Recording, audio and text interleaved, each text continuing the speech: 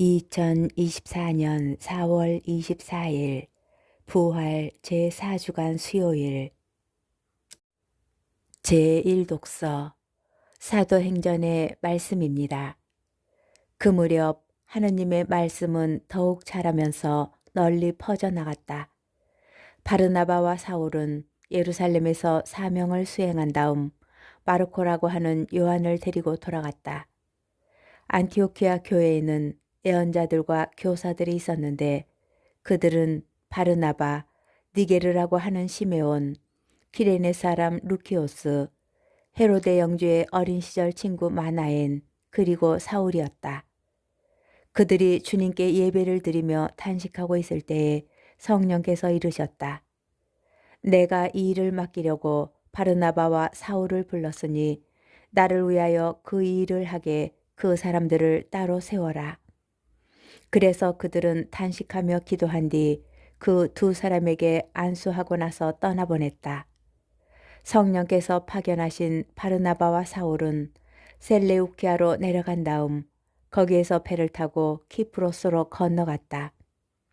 그리고 살라미스에 이르러 유다인들의 여러 회당에서 하나님의 말씀을 선포하였다. 주님의 말씀입니다. 복음 요한복음 12장 44절에서 50절의 말씀입니다. 그때 예수님께서 큰 소리로 말씀하셨다. 나를 믿는 사람은 나를 믿는 것이 아니라 나를 보내신 분을 믿는 것이다. 그리고 나를 보는 사람은 나를 보내신 분을 보는 것이다. 나는 빛으로서 이 세상에 왔다. 나를 믿는 사람은 누구나 어둠 속에 머무르지 않게 하려는 것이다. 누가 내 말을 듣고 그것을 지키지 않는다 하여도 나는 그를 심판하지 않는다. 나는 세상을 심판하러 온 것이 아니라 세상을 구원하러 왔기 때문이다. 나를 물리치고 내 말을 받아들이지 않는 자를 심판하는 것이 따로 있다. 내가 한 바로 그 말이 마지막 날에 그를 심판할 것이다. 내가 스스로 말하지 않고 나를 보내신 아버지께서 무엇을 말하고 무엇을 이야기할 것인지 친히 나에게 명령하셨기 때문이다. 나는 그분의 명령이 영원한 생명임을 안다. 그래서 내가 하는 말은 아버지께서 나에게 말씀하신 그대로 하는 말이다. 주님의 말씀입니다. 오늘의 묵상.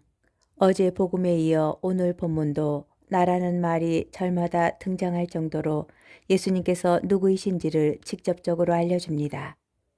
무엇보다도 예수님께서는 큰 소리로 당신께서 하느님과 완전히 일체이신 분이심을 선언합니다.